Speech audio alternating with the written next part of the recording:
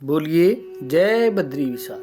Hello दोस्तों, मेरा नाम राजेश कुमार, देवभूमि उत्तराखंड। मेरे चैनल विचार के परिंदे में आपका स्वागत है। दोस्तों, आज हम बद्री धाम की कथा के बारे में जानेंगे। इस धाम के बारे में कहा जाता है कि जो जाए बद्री वो न आए ओदरी, यानी कि जो व्यक्ति बद्रीनाथ के दर्शन कर लेता है उसे माता के उदर यानी गर्भ में फिर नहीं आना पड़ता है।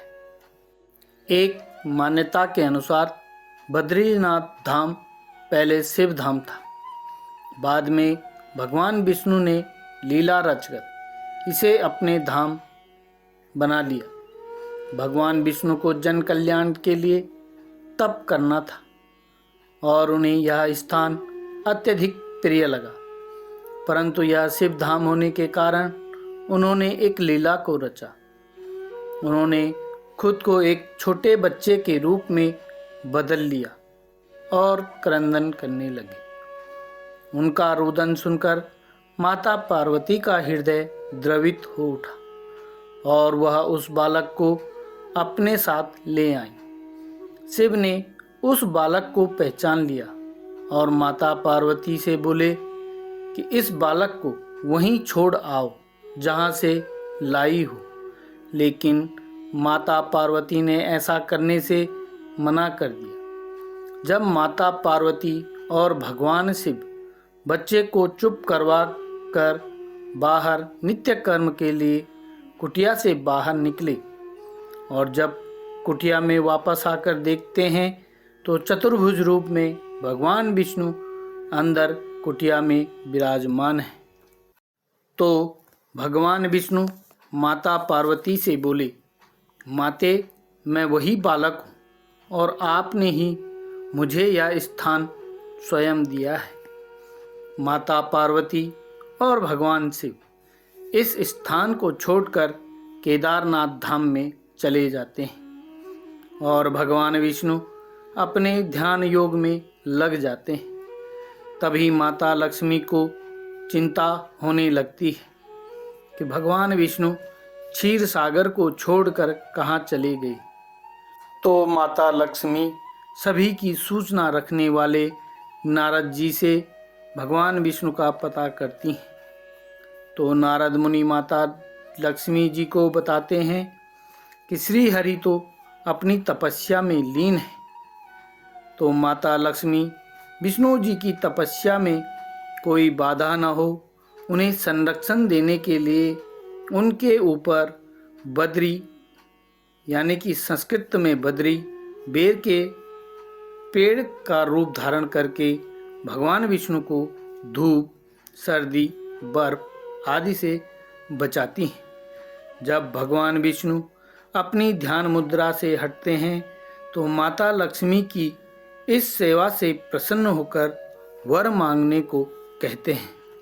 तो माता लक्ष्मी कहती हैं, जिसके स्वामी तीनों लोकों के पूज्य हैं उसे वर मांगने की क्या आवश्यकता है। तब भगवान विष्णु माता लक्ष्मी से कहते हैं, आज से मेरे इस स्थान को बद्री धाम के नाम से जाना जाएगा और पूजा पाठ, हवन इत्यादि में सर्वप्रथम स्त्री का नाम आएगा और फिर पुरुष का, जैसे सीताराम, राधेश्याम। तभी से यह प्रथा प्रचलित है और हमेशा इन कर्मों में स्त्री पुरुष के दाहिने स्थान ग्रहण करेगी। बद्री धाम को बद्री विशाल भी कहते हैं।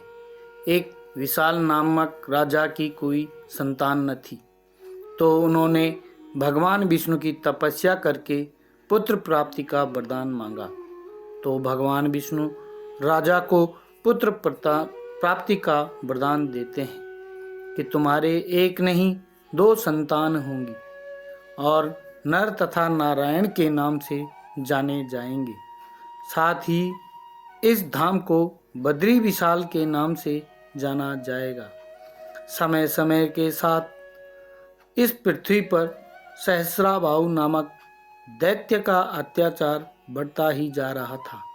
उसने सूर्य भगवान से सहस्रों कवच कुंडल का वरदान प्राप्त किया और उसका एक कवच कुंडल वही तोड़ पाए जिसने 1000 साल की तपस्या का फल प्राप्त किया हो, जिसके कारण उसका अत्याचार सीमा का पार कर चुका था। उससे मनुष्य, ऋषि, देवी देवता सभी परेशान थे। तो सभी ने भगवान विष्णु से इससे मुक्ति पाने के लिए प्रार्थना की। भगवान विष्णु ने सभी को जाने को कहा और विचार करने लगे कि कौन तोड़ेगा। तब भगवान विष्णु बद्री धाम की महिमा के अनुसार इस स्थान पर जो भी एक दिन की तपस्या कर लेता है उसे 1000 वर्ष की तपस्या का फल मिल जाता है। इसलिए यहाँ ऋषि मुनि आज भी कई वर्षों से कंदराओं में तपस्या करते हुए मिल जाते हैं। भगवान विष्णु को राजा विशाल को दिया वरदान भी याद आता है। तो विष्णु भगवान के अंश से नर और नारायण के रूप में राजा विशाल के यहाँ जन्म लेते हैं।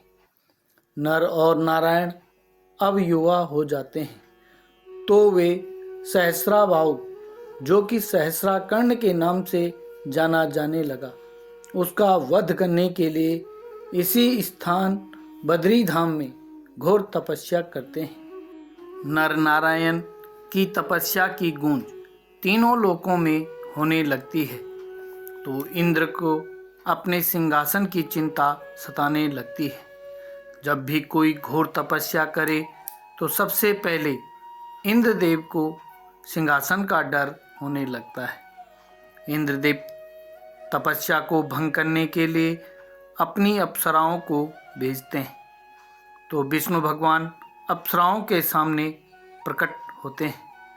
अप्सराएं भयभीत हो जाती हैं, लेकिन भगवान विष्णु अपनी जंघा को चीरकर उर्वशी नाम की अप्सरा को प्रकट करते हैं और उसे इंद्रदेव को भेंट स्वरूप देने को कहते हैं। साथ ही अप्सराओं को कहते हैं कि जब मैं द्वापर युग में कृष्ण अवतार में रहूँगा तो तुम सभी मेरी गोपियाँ बनकर मेरे संग रास रचाओगी।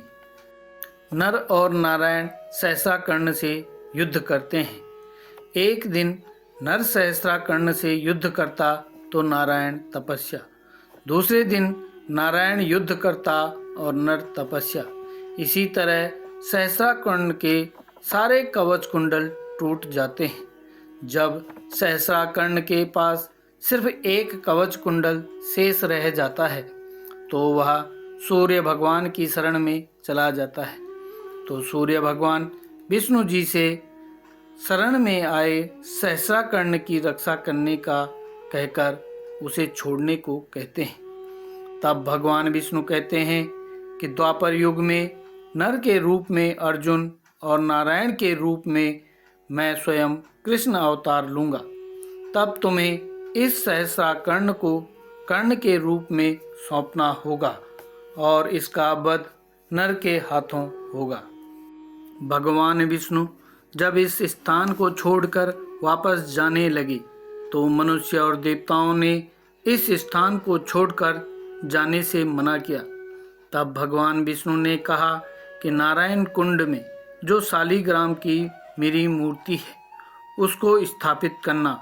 मैं प्रत्यक्ष रूप में नहीं परंतु अप्रत्यक्ष रूप में इस धाम की रक्षा करूँगा और मेरी पूजा 6 महीने नर और 6 महीने देवता करेंगे। मेरी पूजा करने वाला ब्रह्मचर्य होगा और आज भी ऐसा होता है। 6 महीने मनुष्य करते हैं। जब बर्फ़ पड़ती है तो दीपक जलता हुआ छोड़ देते हैं और जब बर्फ़ पिघलती है और किवाड़ खोले जाते हैं तो दीपक जलता हुआ ही मिलता है। जय बद्री विशाल। दोस्तों, यह कथा आपको कैसी लगी कमेंट में ज़रूर बताना।